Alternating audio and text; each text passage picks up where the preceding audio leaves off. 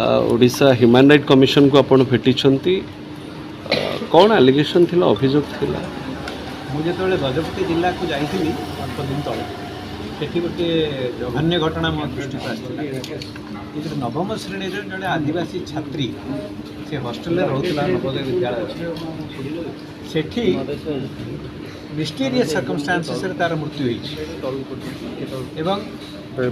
कौन पर तार मृत्यु घटला सी गोटे मेधावी छात्री कौन पर तार मृत्यु घटला से विषय रे जेते द्वारस्थ जेते लोक पाखु गले जो माँ पीड़िता माँ से आसते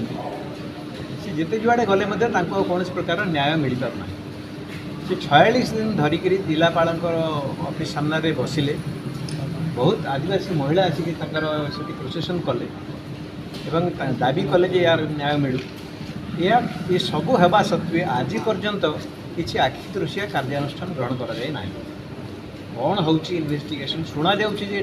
क्राइम ब्रांच को दि जाइए किंतु क्राइम ब्रांच कौन करुच्ची इन्वेस्टिगेशन आरंभ कला कि ना जदि इन्वेस्टिगेशन कला ताले जी कंप्लेनेंट तांकर कहीं कौन प्रकार स्टेटमेंट से नेउना से टीचर मानकर ऊपर कौन कार्यानुष्ठान ग्रहण करा जाइए से वार्डन जे चार्ज रे अछन तांको विरुद्ध में कौन कार्यानुष्ठान ग्रहण करा जाइए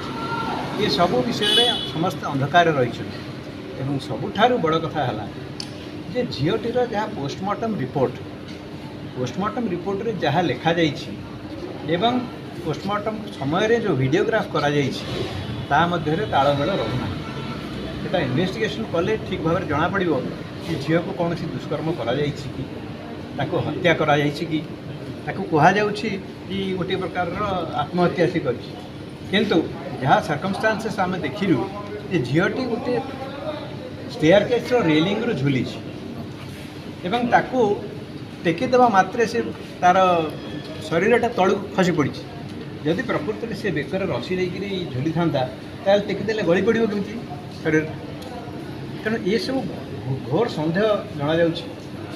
एवं सबुठारु लक्षण विषय है ये संपर्क में 5T सचिव जाइए गजपति जिला ये तो बुली बुली विभिन्न जगार विभिन्न प्रकार अभियोग संग्रह कर अभियोग महिला जनक देते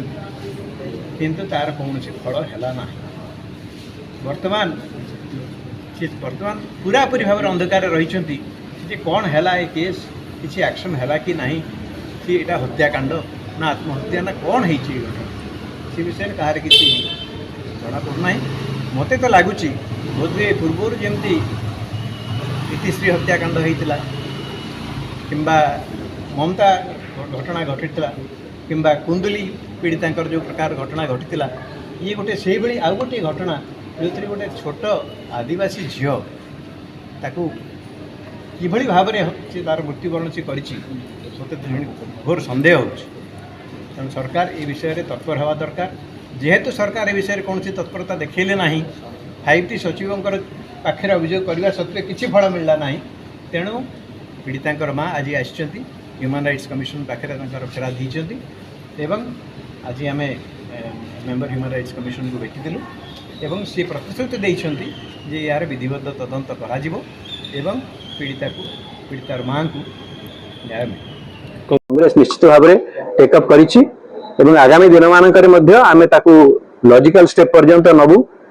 जो पर्यंत से झीर माँ न्याय पाई नांती हमर ये संग्राम जारी रही।